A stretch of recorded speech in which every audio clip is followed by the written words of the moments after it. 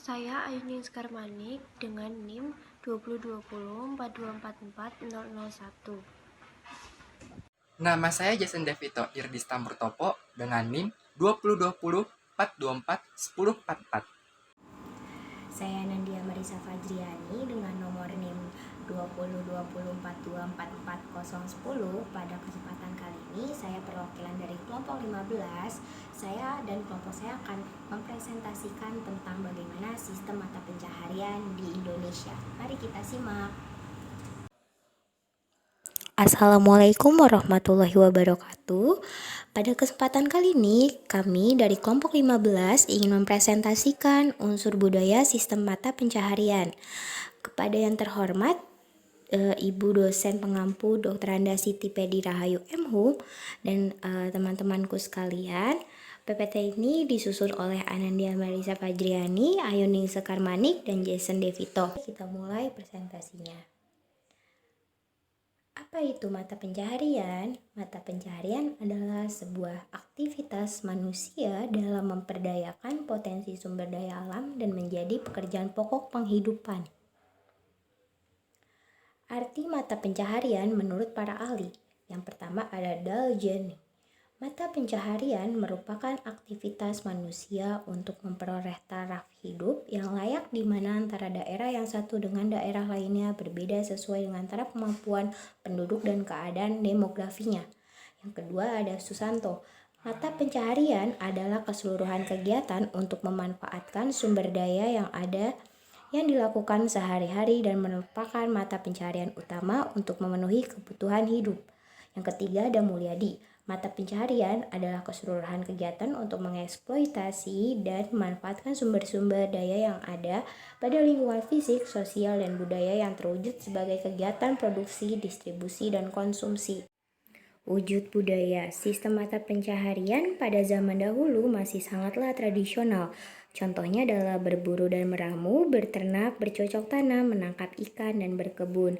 Karena pada zaman dahulu orang-orang sangat gemar sekali berburu dan meramu. Profesi pada zaman dulu itu sangat amat penting untuk penerus hidupnya. Sekarang juga sangat penting, cuma lebih tepatnya orang-orang lebih ke era modern sebagai pekerja karyawan, mencari pekerjaan di kota, seperti itu. Namun, pada masa kini, banyak masyarakat yang mulai meninggalkan sistem mata pencaharian tersebut karena mereka mulai terpengaruh oleh adanya arus modernisasi dengan patokan utamanya yaitu berkembangnya sistem industri. Sehingga masyarakat modern akan lebih banyak mengandalkan pendidikannya dan juga kemampuannya dalam mencari pekerjaan untuk mendapatkan upah ataupun gaji yang mungkin lebih tinggi. Tetapi masih ada contoh sistem pertanian tradisional yang masih digunakan hingga zaman sekarang, yaitu seperti sistem pertanian tada hujan di Sirah Pulau Padang. Sistem pertanian ini terletak di Kecamatan Sirah Pulau Padang, Ogan Komering Ilir, Sumatera Selatan. Sumatera Selatan merupakan provinsi yang sebagian besar penduduknya dengan mata pencaharian sebagai petani, terutama di Kecamatan Sirah Pulau Padang, Ogan Komering Ilir ataupun Oki, yang tanahnya didominasi oleh jenis tanah rawa.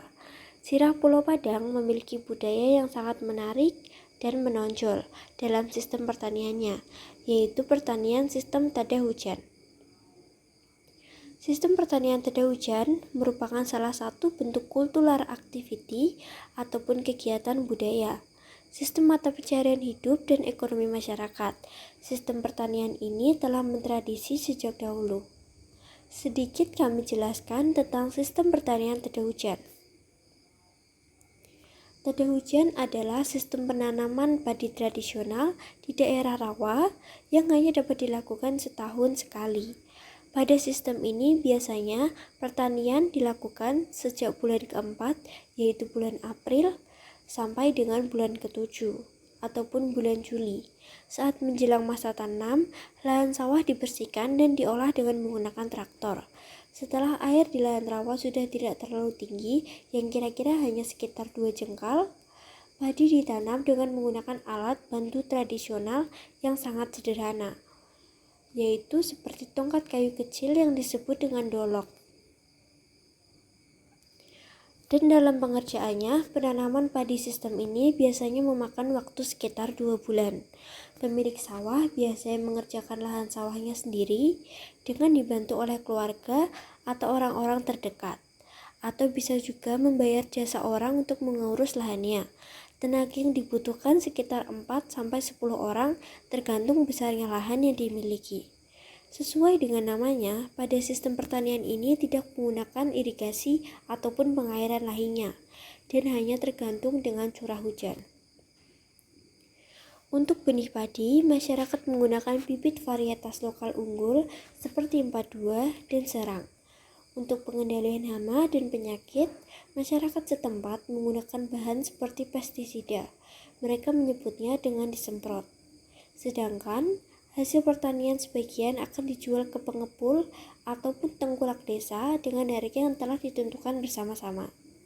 Dan sebagian lagi digunakan dan disimpan untuk bahan pangan keluarga sehari-hari. Selanjutnya dibandingkan dengan mata pencaharian masyarakat modern saat ini, yang menggunakan pendidikannya dan kemampuan diri mereka dalam mencari pekerjaan. Contohnya pada bidang pariwisata yang terletak di Kepulauan Natuna. Salah satunya yang sangat menarik di sini adalah Tanjung Datuk. Di sana, suasananya masih begitu asri dan wisatawan yang berkunjung ke sana membagikan foto tersebut ke sosial media, sehingga menarik lebih banyak wisatawan berkunjung ke sana. Tidak hanya menyimpan pesona laut, Natuna juga menyimpan pesona gunung.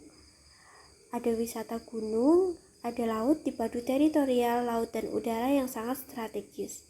Selain kekayaan lautnya yang mampu memberikan kesejahteraan bagi nelayan, hasil pertaniannya juga mampu menopang perekonomian jika angin memasuki musim utara. Wisatawan berkeliling ke Kepulauan Natuna sebanyak 80 wisatawan bahkan lebih. Rata-rata berasal dari Pulau Jawa, ada juga yang berasal dari luar negeri seperti Malaysia dan Singapura. Kebanyakan para wisatawan mengenal pariwisata Kepulauan Natuna lewat media sosial. Namun, belum semua lokasi wisata di Kepulauan Natuna bisa mendapatkan sinyal internet. Sebagian lokasi wisata seperti Tanjung Datuk masih belum mendapatkan internet. Masyarakat merasa terbantu dengan adanya akses internet sekarang di Kepulauan Natuna seperti sekarang ini.